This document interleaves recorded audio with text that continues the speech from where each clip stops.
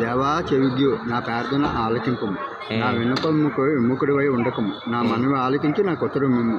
శత్రువుల శబ్దాన్ని బట్టి దుష్టుల బలవంతకాలను బట్టి నేను సొంత కాంతుని విశ్రాంతిలాక మూలుగుతున్నాను. వారు నా మీద దోషం మోపుతున్నారు. అగ్రం గలవర్తే నన్ను హింసించుతున్నారు. నా గుండె నాలో వేదన పడుతున్నది. మరణ భయము నాలో కొట్టుచున్నది.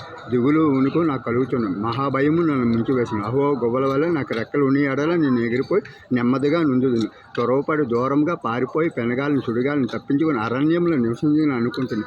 పట్టణంలో బలత్కారంలో కలహములో జరుగుట నేను చూస్తున్నాను. ప్రభువా, అటు పనులు చేయవారు నిర్మలము చేయము. వారి నాలిక ఛేదించము. రాత్రి బంగులు వారి పట్టణ ప్రకారం తిరుగుతున్నారు. పాపము చెడ్డతనము దానిలో జరుగుతున్నది.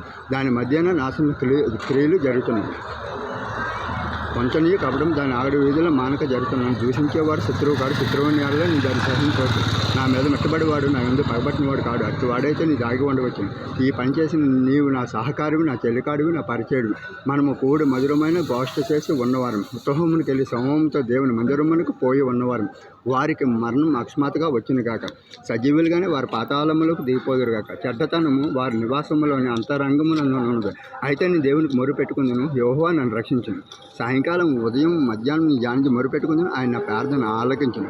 నా శత్రువులు అనేకులై ఉన్నారు. అయినను వారు నా మీదకు రాకుండాన్నట్లు నా ప్రాణం విమోచిస్తున్నాను. పురాతన కాలం మొదలుకొని ఆశునోగు దేవుడు మారు మనుషులు లేని వారితో తమ భయపడిన వరకు ఉత్తరం ఇచ్చింది. తమతో సమాధానంగా ఉన్న వారికి వారి ఉపకారం చేయదు.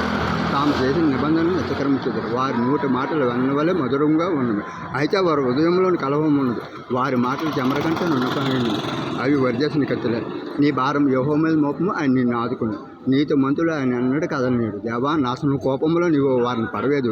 రక్తపరాధాలు వంచకులను సగమకాలమైన బతుకుతారు. నేనైతే నీ అందు నమ్మకం ఉంచిన తండ్రి. కొన్ని తప్పులు ఉంటాయి. 2వ తరగతి